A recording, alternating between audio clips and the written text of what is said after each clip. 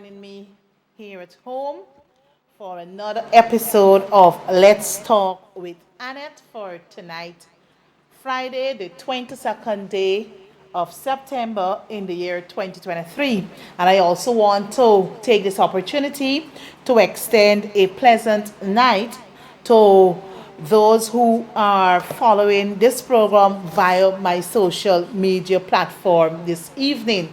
So I don't want to be held guilty in any way for not at least shouting out to you, my wonderful followers and supporters and viewers and friends on the social media spectrum. Tonight is a very special night in Guyana. This evening, we know that our very own, the Guyana Warriors, are up against with the Jamaican Talawas. Truth be told, we know that both teams are strong teams, but like any game, like in any what should I say, game in any competition, you have two teams up against each other, and one must come out as the winner and one must come out as the loser. That's how the game has fashioned, so to speak. That is how life goes. Sometimes we go into things taking a whole lot of risk, but sometimes we become successful, sometimes we become failures, but with persistency, with consistency, I do believe that one or anybody can become victorious. So this evening I'm happy to be here in studio to share with you on what is happening in our beautiful land called Guyana. I also want to take this opportunity to extend best wishes to the Guyana Amazon Warriors, and I trust that they don't surprise us this evening, but rather to make us smile right through to Sunday, right? So my best wishes to the Guyana Amazon Warriors, and I also want to take this opportunity in welcoming all of the teams that came to this beautiful nation of ours during the CPL 2023 competition. And I trust that with our hospitality, with our warmth and friendliness, the different cuisines we have to offer as a nation, they were able to enjoy. And also to, I don't know if they had time to go and do a little sightseeing of some of our major landmarks and what we have to offer. You just can't come to Guyana and don't visit the mighty Kaitro Falls. It's the longest falls in the entire world, and whomever comes here, many long to go and see this 700 something feet falls, what it has to offer, and all of our fauna and flora, right? So once again, best wishes. I also want to take this opportunity in extending birth anniversary greetings to those of you who are celebrating a birthday today, whether up in the week or over the weekend. And special shout out to my brothers, the Collins brothers, Astel and Alistair Collins. They're twins. So they're having a special birth anniversary today. So my dear brothers, we go way back, since our in our younger days, high school days. We served together in the Anglican diocese. They were members at St. James the Less there on David Street, and I was actually a member of the St. George's Cathedral. So many times we used to meet up as young people during our server retreat. And many of you might say, was this thing served? Well, yes, I was an altar girl, they were altar boys, so we came a very long way. So once again, happy birth anniversary to you, Estelle and Alistair. And for those of you also enjoying having a birthday, may God continue to bless you. For those of you who are having a wedding anniversary, allow me this opportunity too to extend best wishes to you. I even forget my own anniversary, so I should say best wishes to me. That is in another few days, right? So once again, may God continue to bless your union, and may you grow in strength and in love, respect one for another.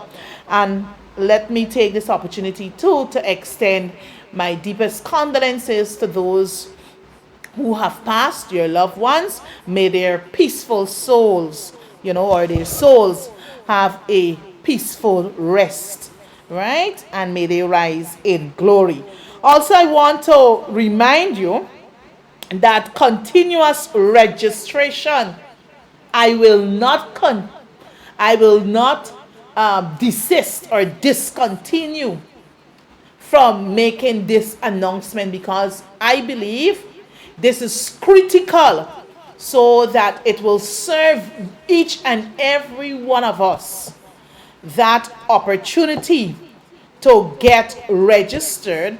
That's one. And also to encourage friends, families, whomever we associate with and who have not yet registered, to get themselves registered. In another week and a day from today, we're heading into a new month, and the continuous registration ends on the 30th of November 2023.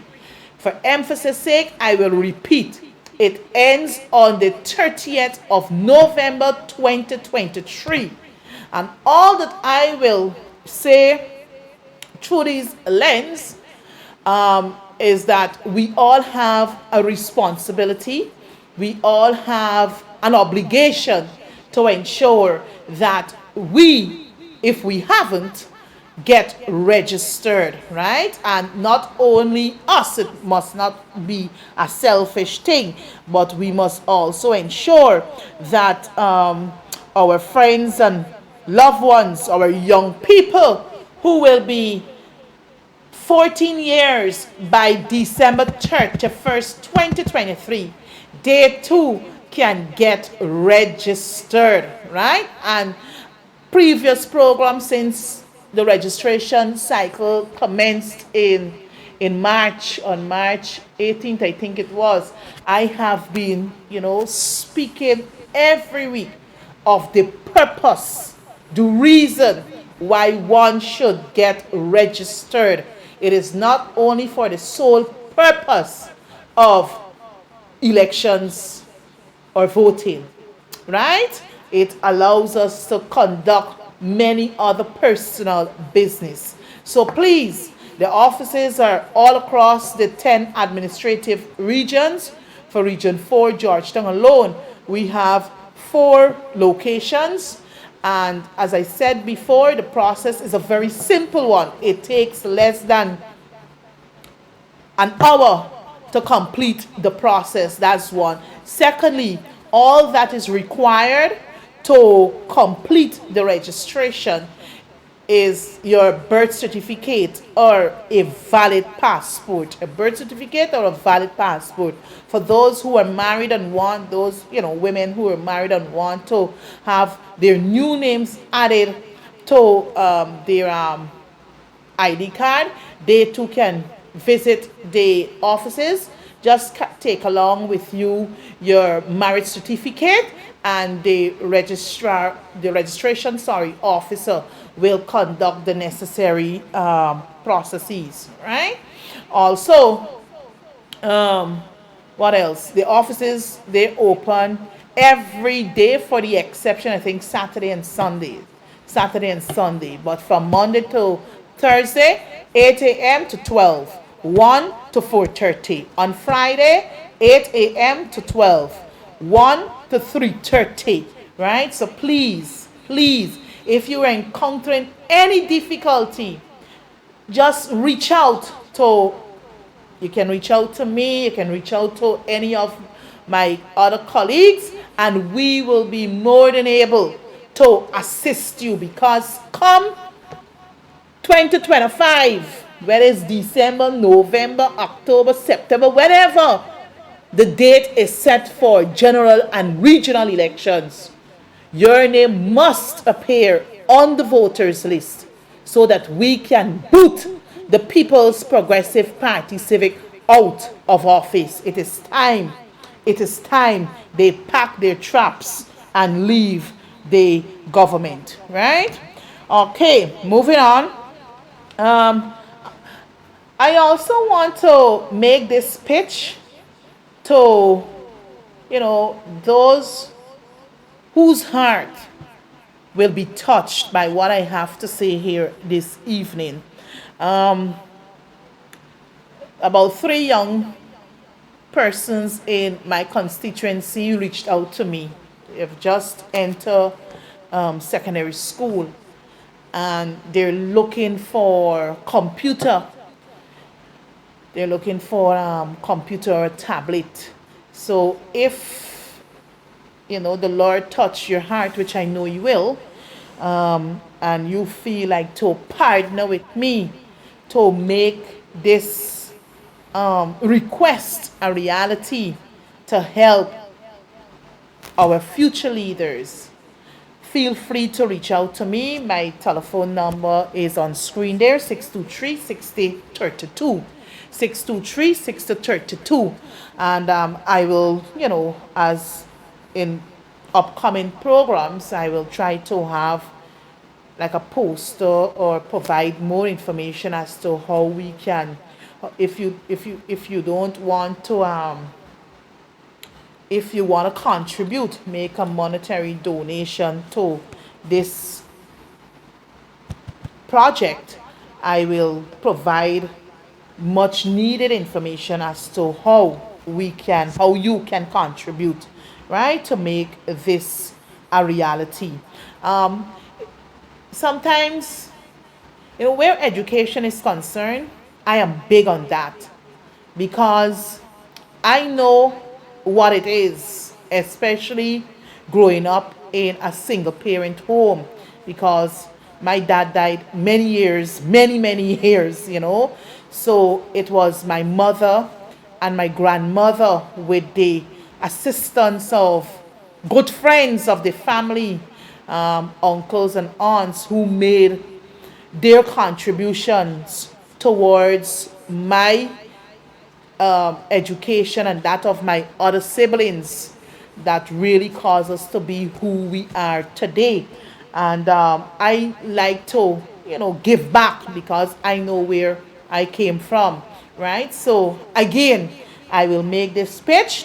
If you're willing to partner with me, and you would like to see these 3 young people be awarded or presented with the request that they've asked of me, I will be more than delighted to have you on board. Nothing wouldn't be public, because I know many people don't like this publicity, and you just reach out to me and we can take it from there, right? So may God richly bless you, so that you can be a blessing unto others, right?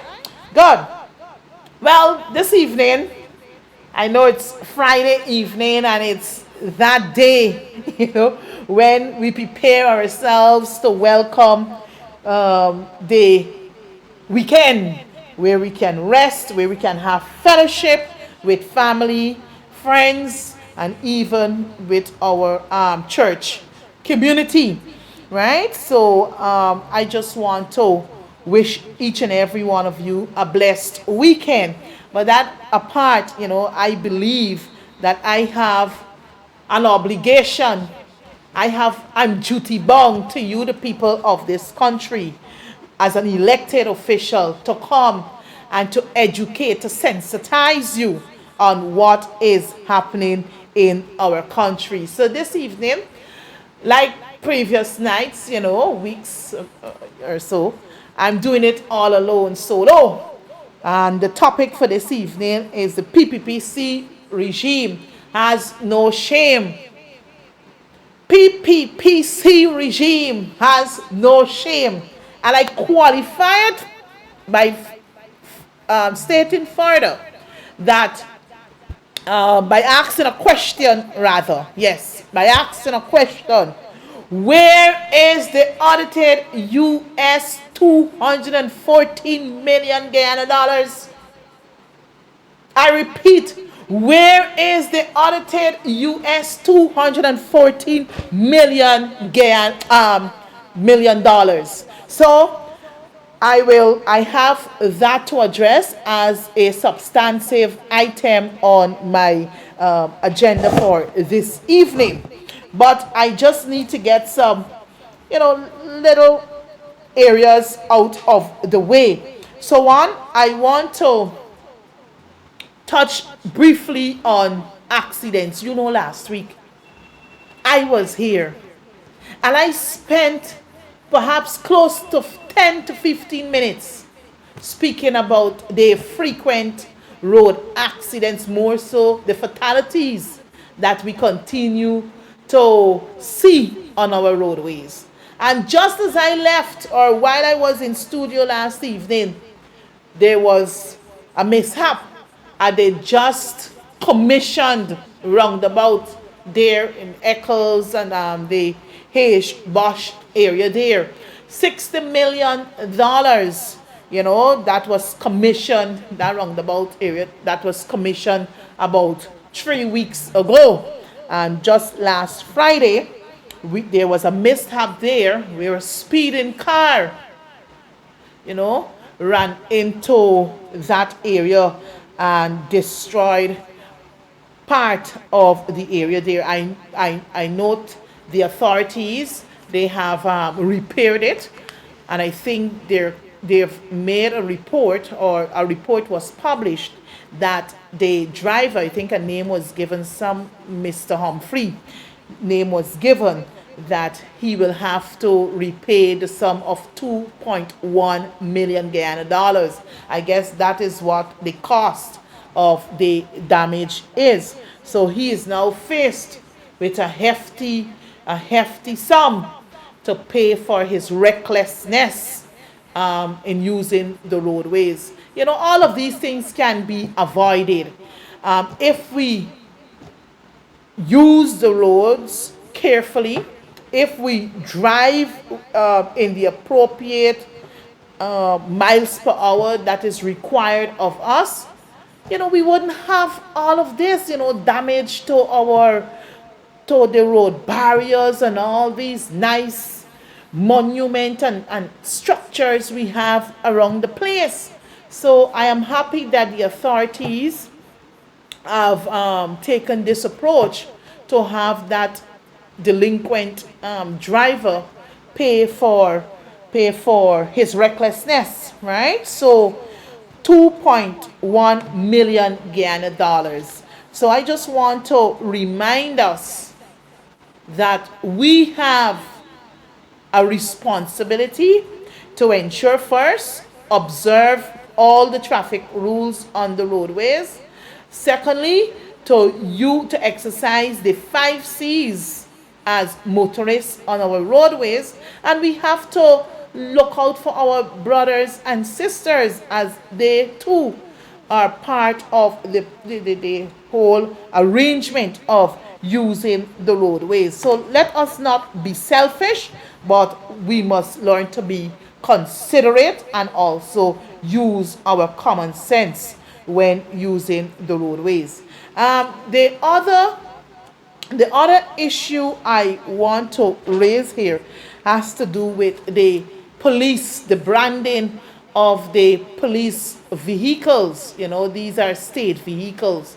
And just last week, before this thing became public, last Friday, while I was at the Guy Oil service station in Kitty, Public Road, Kitty, while sitting there waiting for my vehicle to complete a wash, I observed a vehicle pulled up, a police vehicle pulled up.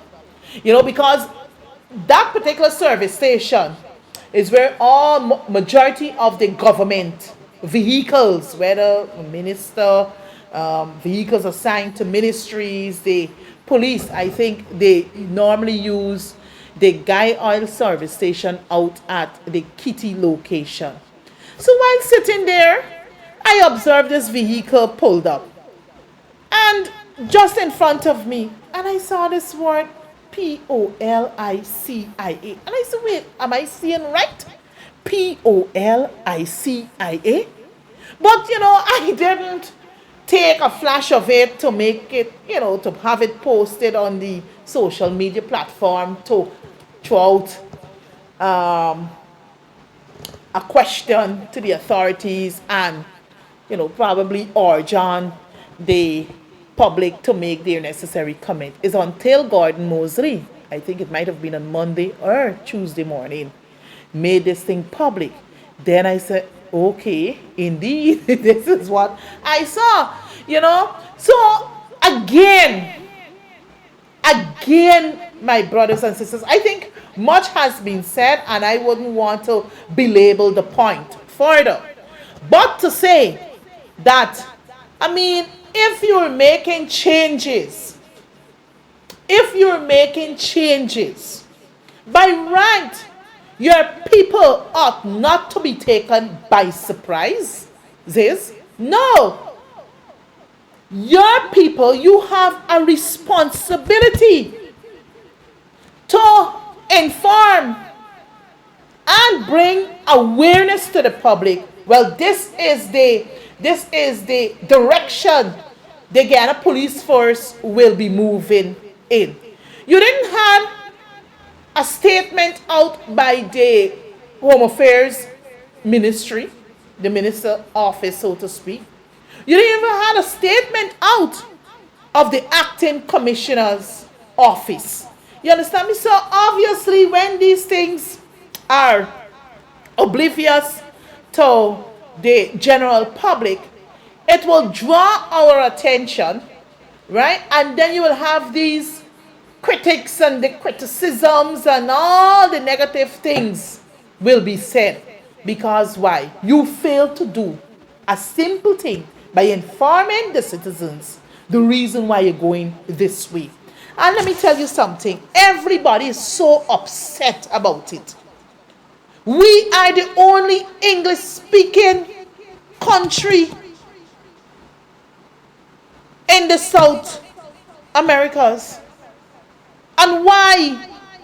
Why is it that we have to please one set of people? You got Brazilians coming here, their main language is Portuguese. You got the Haitians, you got Surinamis, their main thing is Dutch.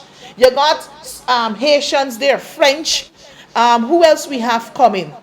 So I don't understand what is so special about Policia in Spanish. And I read a statement after the fact put out by the Ghana Police Force stating that this is the new direction of the force and it's all about inclusivity. Right? So, again, whatever beat up they get in, they look for it. Because they had all right to notify the general public the reason for them going this way. Right? So I trust that they see the criticisms for what they are and they will make the necessary changes. But remember, we dealing with a cabal of people who got no respect for laws, no respect for rules, no respect for governance and structures. So you could talk till Jesus come, or we can talk till Jesus come. I doubt they would make any changes because you know what? They're disrespectful to us. And Guyanese, we got to speak out. Not a few, yes, a few of us might be we kind of mumbling and grumbling. No, you got to be bold as a lion. Bold as a lion and speak truth to power. Right? Good. Moving on. So that is it for the police vehicles. All right. Just earlier today, we saw a notice out by day emanating from the office of the permanent secretary. Mr. I think it's Saddam Hussein is his name, the permanent secretary. No, the chief education officer. I pulled that back, not the permanent secretary. The chief education officer at the Ministry of Education, Mr. Saddam Hussein, who had in circulation a memorandum informing the general public that Monday has been declared a holiday in the form of Managers' Day, or managers, a holiday for managers, teachers' day, or something to that effect, right? And it was only confined to the schools in Georgetown, the nursery, the primary, and the secondary levels. So in less than an hour after that post was, or the memorandum was placed on social media, that notice was actually pulled and replaced by another notice stating that the ministry has withdrawn, right? There will be no holiday declared as Managers' Day for teachers on Monday. Now I want you to follow me where I'm going. Cricket is in the air, and I guess many of you're hearing about cricket carnival. I think tonight they got some Juvet or Juve or whatever the case may be. They got something tomorrow night, some big carnival concert. Then we know the finals is on Sunday, and then Monday is some parade. One person called me this afternoon, MP Ferguson, can you see you know about the parade on Monday? I said, parade? I said, I don't know about a parade. I don't know about a parade. Because the person was trying to get from me the routes for the parade. That doesn't interest me. So I pay little or no interest to those things. Right? So the whole thing is, apparently in the planning, they didn't realize that the day that they have set for this carnival is Monday, which is not a holiday, also which is a school day and a working day. So now they try to probably find some way out to see how best they can have this day declared as a holiday, but only for teachers. So they want to use the teachers as their scapegoat. I tell you, this country is a very interesting one, right? So they have since pulled that. Now, it seems as though this government has no interest whatsoever.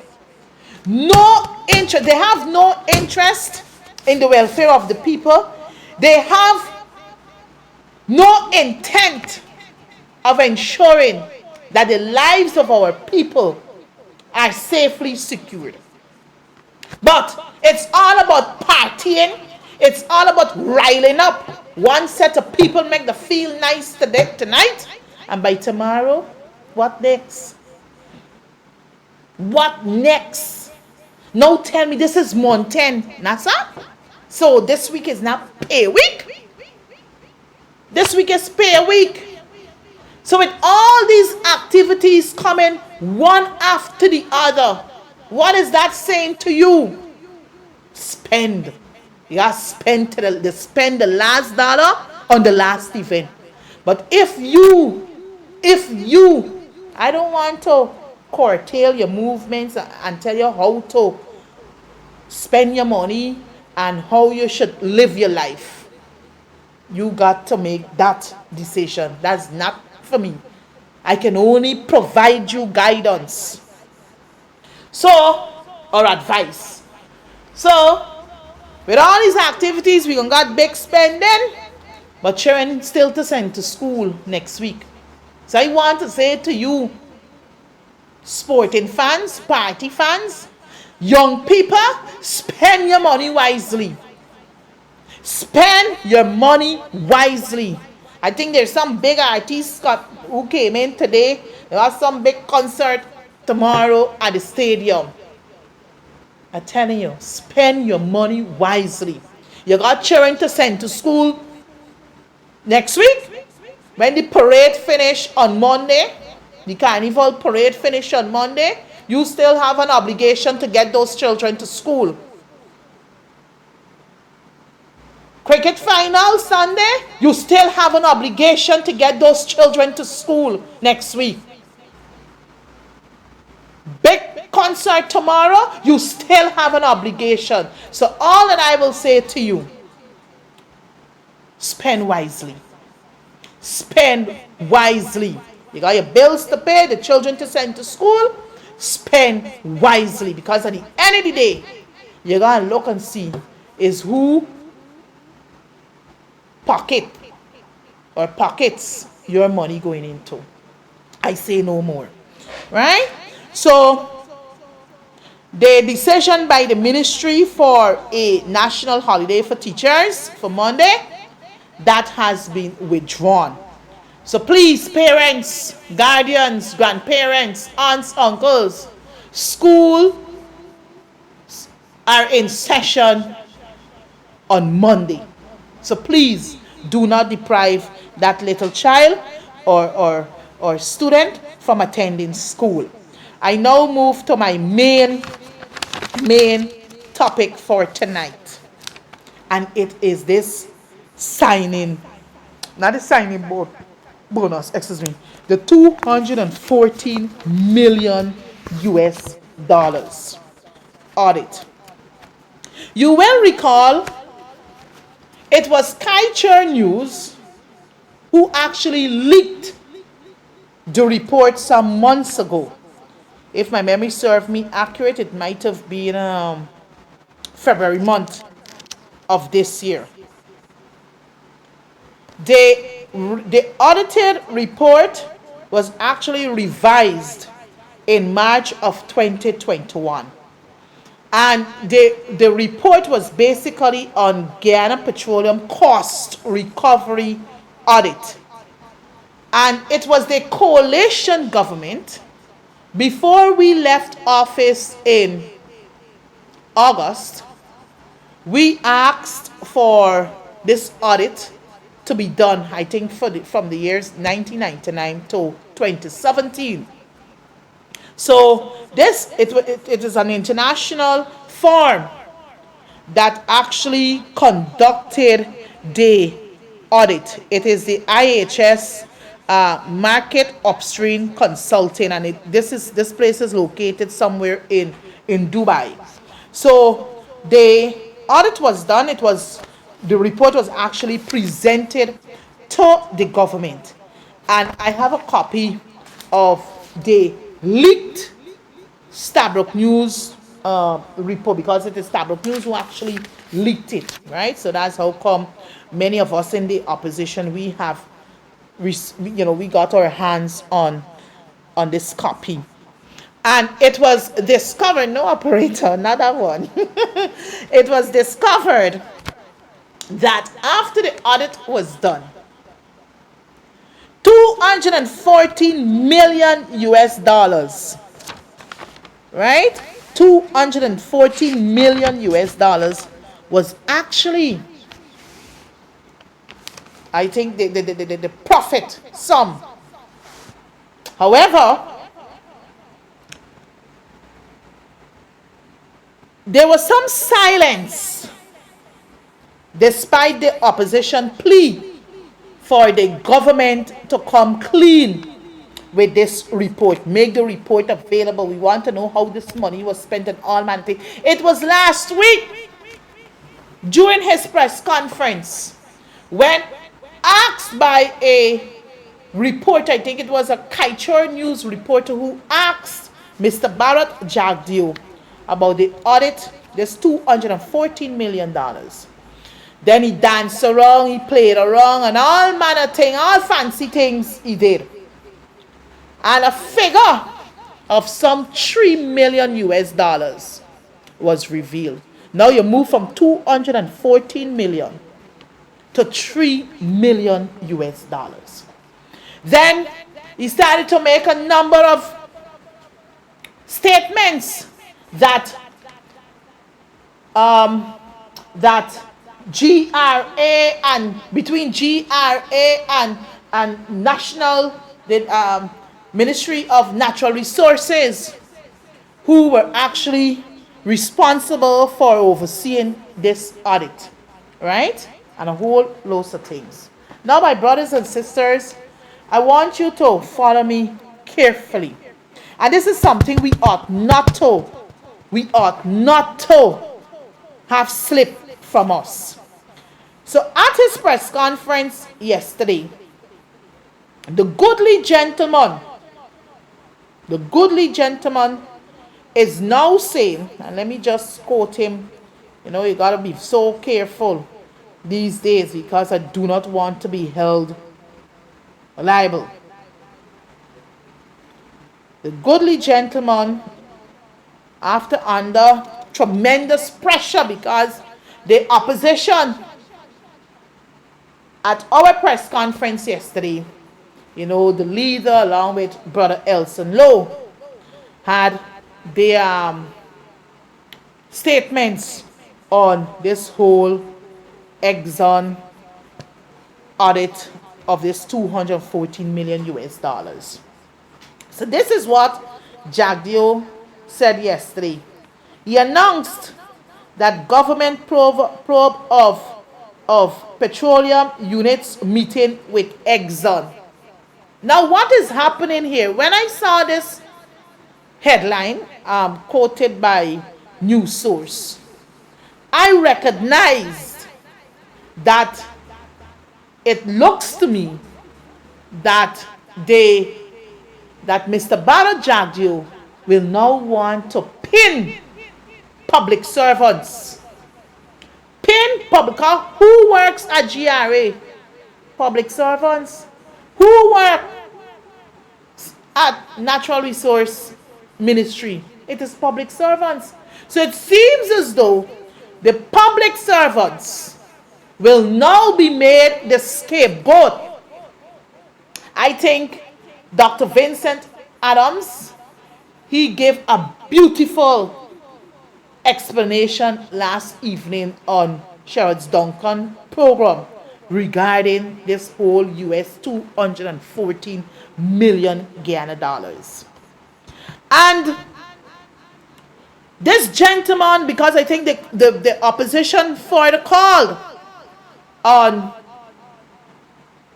Mr. Afanali to remove Mr. Barra Jagdeo, who has intimate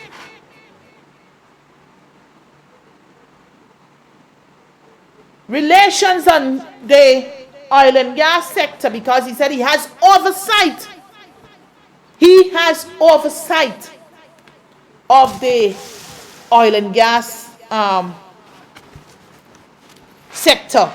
So it seems as though the minister who has responsibility for natural resources, that's Mr. Vikram Bharat, he has absolutely no clue of what is happening in the operations in the oil and gas sector where Exxon is concerned.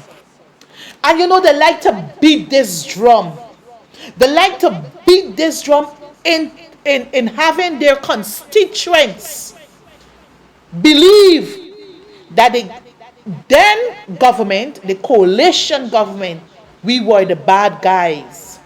You would recall the situation regarding the signing bonus, the $18 million signing bonus. And you know, my brother and colleague, who is not in best of health, Brother Raphael G.C. Trotman, wrote a classic piece. You know, you wrote a book, and if you can get your hands on a copy of this book, it would be so, so good, because it will inform you well on the oil, on the signing bonus, the contract, and every little, it has articles on every little thing regarding the oil sector. And the book is titled From Destiny to Prosperity. A beautiful book. Perhaps if you're so inclined to have a copy, you can feel free to reach out to me, and I will let you know how you can, get yourself a copy. But chapter 7 of the book speaks to the criticism and debunking some of the myths, lies, and misunderstandings regarding the signing Exxon contract, right? But I will pluck a few paras from this particular chapter for you to understand what is happening here, right? This is Ralph speaking. My health has been affected by the stress, but I don't blame anyone but myself for that.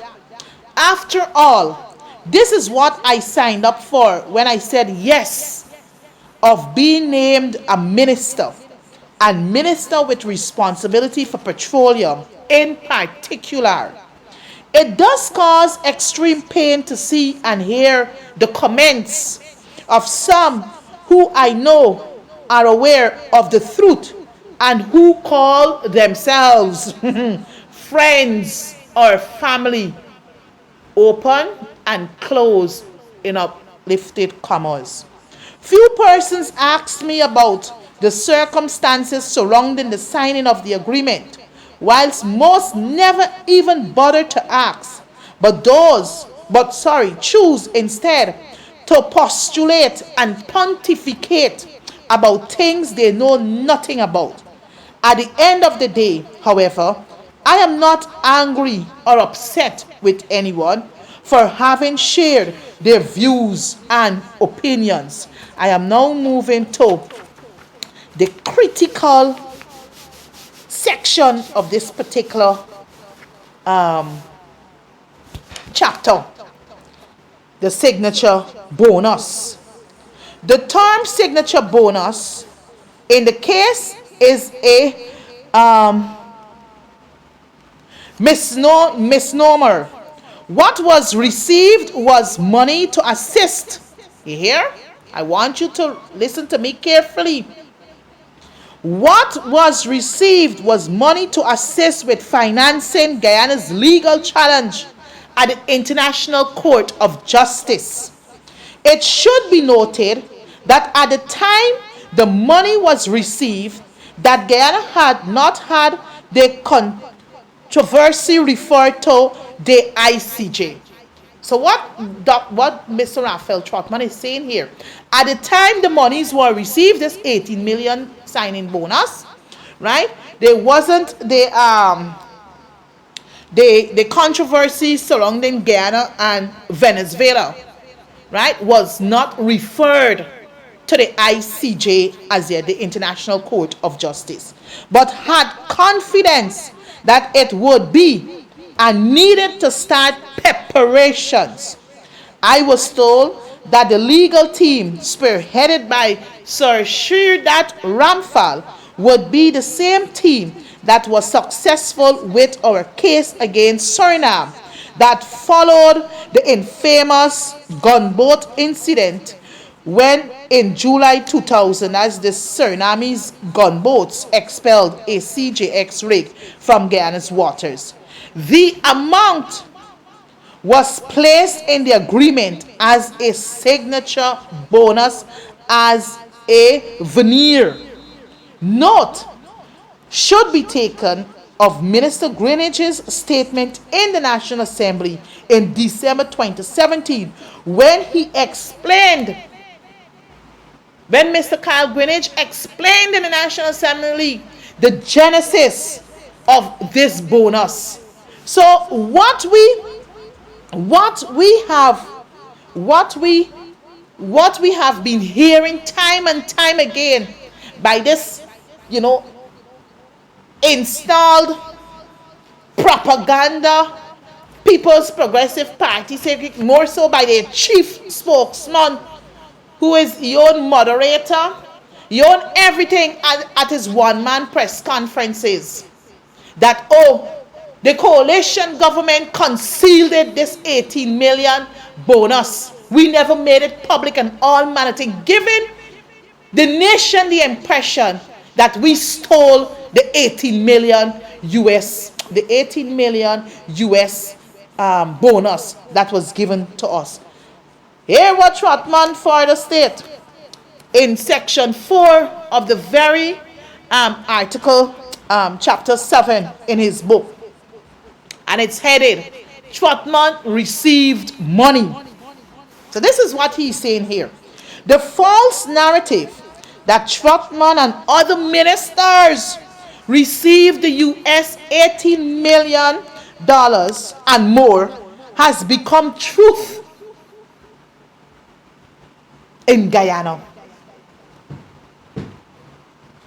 The letter that was leaked confirmed that the Bank of Guyana governor received the money and had it deposited in the Federal Reserve. The Bank of Guyana governor, and we know who's the Bank of Guyana governor, I think it's Dr. Gobin Ganga, I think is his name, right? He received the money, and where was the money deposited? According to Trotman in his book, right? In his book, From Destiny to Prosperity, in chapter 7 of the book, is saying to us that the monies were received by Mr. Ganga, who is the governor Bank of Guyana, and who had this money deposited into the Federal Reserve Bank in the United States. You hear where the monies went? In the United States, not Ferguson bank account or Trotman bank account or Granger bank account as they wanted you to believe. Right? God, I fail to see how thieves will collaborate. Oh boy, this is so hilarious. I fail to see how thieves would collaborate with Dr. Gobin Ganga and then bank the proceeds with a U.S. government entity. In any event, the entire amount was transferred to the consolidated fund on or around 2018. So you see, who are the liars? Every day. So this here, in this book, written by Raphael G.C. Trotman, former leader of the AFC, former Speaker of the National Assembly, former Minister of Natural Resources, in his book, he has outlaid and outlined where this money went. And I'm going to get the excerpt of Mr. Greenidge's speech in the National Assembly in 2017, and I'm going to share it with you next week. Because the truth must be told, and this myth, the lies that are being peddled about the David Granger-led administration regarding this 18 million US signing bonus must be spoken of. The good thing though, you know by what I've just shared with you, where the 18 million US dollars went and what it was actually for. It wasn't all because I read in another article, it was, and I recall while serving as a minister, it wasn't only to fight. I think $15 million, 50 million US went towards fighting the border controversy. And I think an additional 3 million US, the difference, the 3 million US went towards, helping to build capacity. That money would have been utilized to build capacity of our human resources and prepare them for the oil and gas sector. That's what that money would have been utilized. But you know what? The People's Progressive Party Civic is not a party that will come and tell you the truth. In order to cement themselves in power, in order to be greedy, they will make their opponents look as the evil one, the demons, and they're the good guys, they're the gods.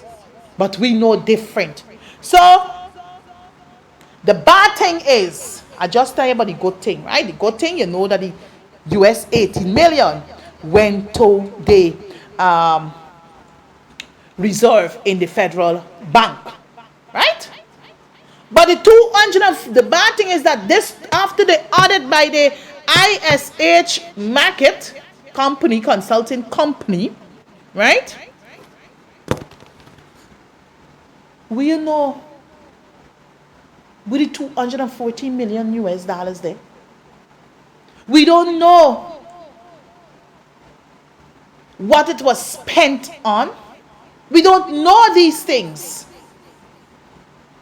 But every time this wannabe fourth-term president, who calls himself the vice president of this country, who calls himself Dr. Barra Jagdeo with an honorary doctorate, and want us to, refer to him in that regard, I know differently.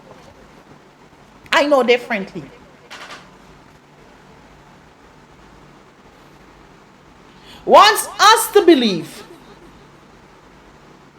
or wants you, the Guyanese public, to believe that the coalition government hid these monies. Well, if we hide these monies, all they had to do is get Suku to visit each minister who served in the David Granger administration, from Granger right down. You understand me? Invite us. Question us. Conduct your investigation. Where is 18 million US there? But I hope that the call will be made for Suku to pull Mr. Jagdeo in and question him about this 214, because from all my readings and understanding and what I've heard him said at many press conferences, it seems as though he knows something, but he's trying now to pull himself out of this whole equation. We know that this man is Patsal. He operates as though he's Wednesday. And a sector as the oil and gas sector, he wouldn't poke himself in. This man controlling finance.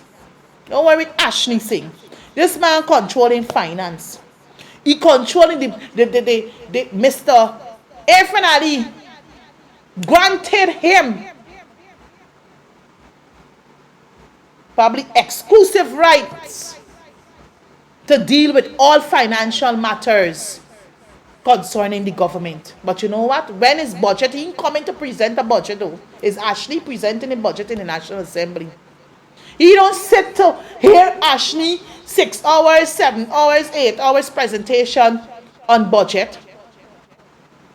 He don't participate in the workings of the National Assembly.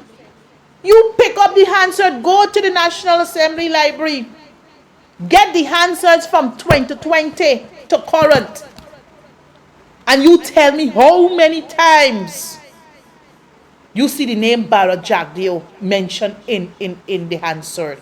How many presentations he contributed in the National Assembly. The man don't go, the man don't attend. He don't attend sessions. Right? So this is what, so he's in charge of the oil and gas sector. He's in charge of finance. He's signing new notes and all kind. All them 5,000 bills are coming out. All them new monies are coming out. You check and see whose signature on it. $2,000 bill he bring out. You check and see whose name on it. This man is so controlling that he believed that he could control each and everybody in this country. So my brothers and sisters, the question still stands. Where is the audited 214 million US dollars? Now, I want to read quickly a statement put out earlier by the leader of the opposition on this particular matter. Because what happened after his press conference yesterday, I think I saw something this morning where Mr. Irfan Ali is saying that he will ensure an investigation is done into this 214 million US audited money. Man, look, who these people really take us for? They take us for fools? They believe we're stupid? They believe that we went to the University of I-Flat? Or we went to school on Sunday? Or we went to school under the bottom house? You're speaking to intelligent Guyanese. So don't insult our intelligence, Mr. Irfan Ali. You know, since last year or year before, we had the situation with Sue. With Mr. Jagdeo, as reported by Sue, the Vice News, that deals are made in your private home. You, Jagdeo, came out and said you would like to see an investigation. Then you had your puppet president coming out to say that he will order an investigation into this matter. Then you had Barra Jagdeo saying that, oh, he's going to sue. Well, 1 year after Guyanese, we forget. We still waiting for Sue to be served because at the time, this is what Jagdeo had to say. I might be paraphrasing him here. That he can't locate Sue. He's searching for Sue. Now you will tell me you can't find Sue? You feel it's not even in kindergarten children these days. You can't go with them kind of explanations too. Much less grown adults like us. We still waiting for Mr. Irfan Ali to order an investigation into the Sugate scandal. So now you coming to tell the Guyanese people with regards to this 214 million US audited accounts that you're going to order an investigation? Who you fooling? You got to be fooling yourself. You got to be fooling yourself and making a mockery of yourself. So this is what the press statement from the leader of the opposition office. And this statement came out today. Government's bogus probe into Audit Gate is an insult to the intelligence of the Guyanese people. Government bogus probe into Audit Gate is an insult to the intelligence of the Guyanese people. And the statement says, Irfan Ali's decision to order an investigation to determine who authorized personnel at the Ministry of Natural Resources to directly negotiate with Exxon, no tell me, negotiate with Exxon Mobil is an insult to the intelligence of Guyanese from all walks of life. The evidence and verdict are already starkly obvious. First of all, these are not negotiations, quote and unquote, but a submissive giveaway of the country's revenue. His vice president, Bharat Jagdeo, most likely authorized and in brackets, or at minimum, most likely condoned, close bracket, this underhand effort to, to cede US 214 million of the people's money. Jagdeo's attempts to cover up and blame throwing are clumsy and self-incriminating. This audit scandal or audit gate blatantly exposes what we in the opposition have been saying all along. Jagdeo is not only incompetent, but his incompetence is too costly politically, economically, and financially to the nation for him to wield the power his party allows him to. Does the nation have to wait for another US $200 million to be squandered for him to be fired?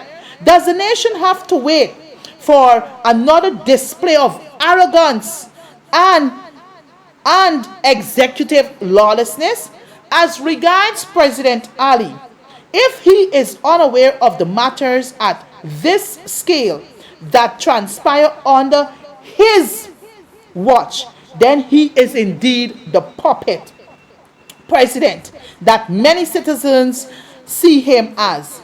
In sum, the PPP is hopelessly unfit to govern this country at this pivotal moment in its destiny.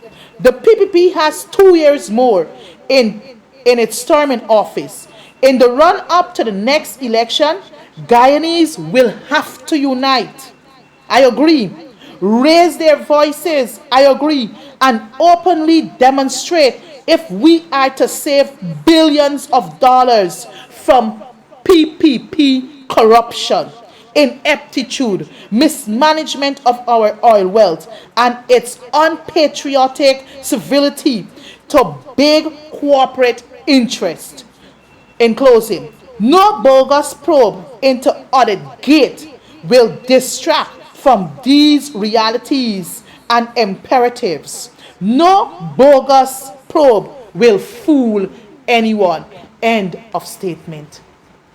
Brothers and sisters, I tell you, we are in serious, serious trouble. Hence my topic for this evening. PPPC regime has no shame. They ain't got shame. They wear out all the shame. They have no shame. And they will continue to do as they like. Because you know why? You know why? The statement says we got to unite. We have to add our voices. And we have to come against this corrupt PPPC cabal. They always want to refer to the coalition government ministers as being corrupt, but never yet one day have they pointed to a minister who was involved in corruption. Well, he tried something with me, but you know the court said differently. The court said differently. You can't come to me and say that I was corrupt. I ain't got your evidence. So the court had to make their decision. So I see you running forward. So let you go brave. But all I want to say to you, my brothers and sisters, our country, the management of our economy by this People's Progressive Party Civic is not doing us any good. We need to ask the question. This must be your tagline. We want to know where we 214 million US dollars there. That's the question we must ask.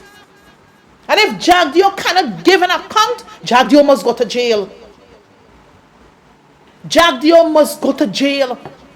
He has done too much to our nation. He has destroyed our country. He has been a failed president over his 12 years. We must never ever forget Sue Gates. We must never ever forget the Skeldon Sugar Factory project, where we are still paying back because it was loans that were taken, US dollars 200 million. We still paying back for that, and we can't get not one ton, or not a, we can't get a production from that sugar factory. The fiber optic cable, another failed project. Flip Motilal, the Milo Falls, another failed project. All of the mega projects under this man has been a complete failure. You point me to one successful failure under Barra Jagdeo or the People's Progressive Party Civic. Don't worry with roads with a patching here and patching there. Because by couple mornings, you're going to see the roads, they start decaying. Cavities start walking in. So, we have to continuously hit at them. Every time they open them out about 18 million US bonus, we must ask what about the 240 million. We know where the 80 million there. We know it went. Sorry for my language. We know where it went. And we know what was the purposes for the US 18 million signing bonus. But you had an audit, a cost recovery audit that was done, which discovered that, well, look, we had 214 million profits. 214 million, and we know that from this money, some money you had to do like cost, profits, and so forth. But where is the money? Where is it? 211 million US. Don't come telling me about 300 million, and then come telling me that you probing the people at the Ministry of Natural Resources. It is the minister who has responsibility for that ministry, and no technical staff wouldn't act on their own accord. No technical staff will not act on their own accord. I noticed before coming on program that Exxon released a one-page document. I wouldn't want to give much meat to it because I haven't read the statement to get an understanding of what they're saying. So I don't want to make a pronouncement on that. So I guess in next week's program I will do so. But I'm telling you, my brothers and sisters, I want you to get in your head. Get in your head, even in your little groups. Whether at churches, whether in the mosques, whether in the temples, whether in the marketplaces, whether in the schools, at the university, at the colleges. We have to educate each other. Things not regular in Milan.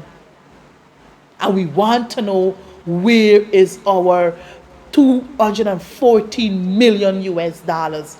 Jagdeo must be made to answer. But you know what? As the statement by the leader of the opposition office, he puppet president. So despite the plea, the call that the opposition will make, civil society will make, different groups will make, to have Jagdeo removed, Ali cannot be a man and act. He cannot be a man and act. Because rather than he acting, Jagdeo might give him the boot. So I think this is all the time I have. I'm sorry that I'm unable to take your calls this evening, but definitely next week I will open up the lines. So as I said before, if you're interested, I don't know how many copies my colleague have, but it would be good for you to get a copy of this book, From Destiny to Prosperity, by Raphael G.C. Trotman. A very good book to read. It will give you much insight as to the government, the then coalition government handling of the oil contract and every other thing you'll able to glean from this from his book, right? Before I bring the curtains finally down, I want to say to you the viewers, that the People's National Congress Reform Operator, can you put up the the flyer with the symposium, please? Let me just run it quickly. The flyer with the symposium, sir. Yes, good. Quickly, the Forbes Burnham Centennial Committee, in collaboration with the Department of History and Caribbean Studies of the University of Guyana, invites you to a symposium Friday, 29th September 2023. So you see, you're getting a whole week advance, right? Friday, 29th September 2023. Venue, the Education Lecture Theatre known as the ELT, University of Guyana, Turkan campus, from 16 hours or 4 p.m. So you have the keynote presenter will be Brother Vincent Alexander A.A. He is the chairman of the Burnham Foundation. And the topic at the symposium to be discussed, Remembering Burnham, the Hawkeye Vision.